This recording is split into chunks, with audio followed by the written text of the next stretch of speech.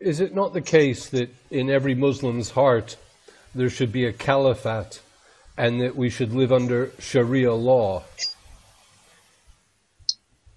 When you study eschatology, you would know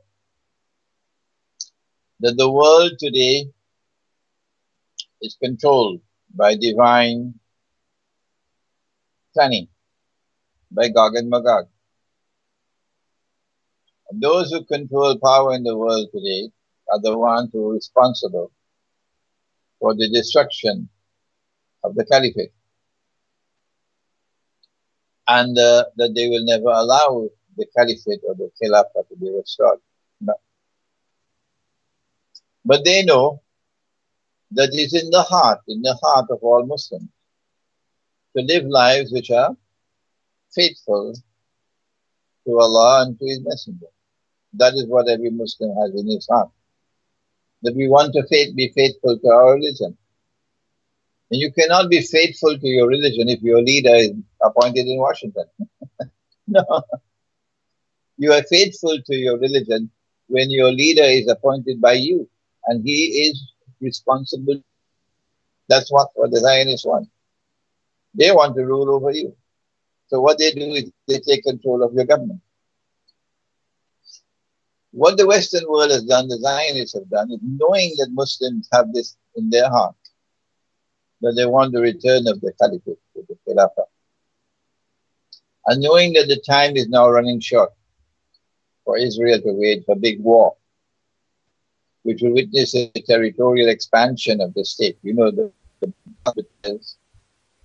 you know what the Torah says, don't you? No. That the Holy Land extends from the river of Egypt to the river Euphrates. Somebody wrote that nonsense with their own hands and put it in the Torah.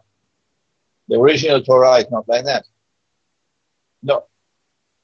So since Israel has to wage a big war, so that the territory of the state of Israel will expand dramatically to encompass these false biblical frontiers, Israel has to create conditions that would allow her to wage that big war while yet not appearing to be a bully and an oppressor and look bad in the eyes of the world. So this is what I explained in my lecture 12 years ago in Sydney, is to create conditions which would allow the world to feel that Islam is rising once again as a force in the world, and that an Islamic caliphate is returning, and that the Muslims are going to now slaughter the Jews in Israel. And if Israel does not do something to defend itself, Israel will be destroyed. And more than that, all of mankind are now going to be threatened by this evil force called Islam. It's a propaganda offensive. And in order to succeed with that propaganda offensive, you don't need more than $1 worth of intelligence to realize that they manufactured ISIS.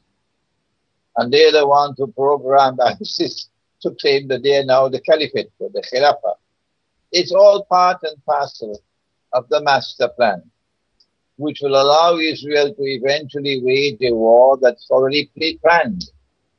And Israel has all the weapons and the technology that the Arabs don't have to be able to wage that war and to be able to inflict horrendous damage on largely defenseless people who don't have the kind of weapons that Israel has. The Prophet, Allah's blessings be upon him, prophesied that wiping out, the decimation of the Arabs. He did it. But I get emails from the Arabs themselves who are not convinced, who believe that my eschatology is fanciful.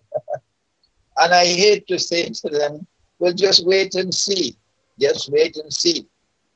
The writing is on the wall if you can read the writing. That Israel is now ready to wage a big war.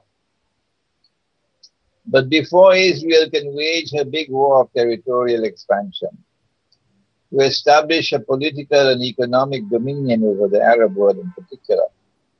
There's one big impediment in the way. And that big impediment is the two superpowers, the NATO alliance and Russia. That's the impediment. And in order to get rid of this major impediment, these two have to be put to fight with each other and destroy each other. A war of mutual destruction. That's the planning. That's Armageddon. That's the Malhama.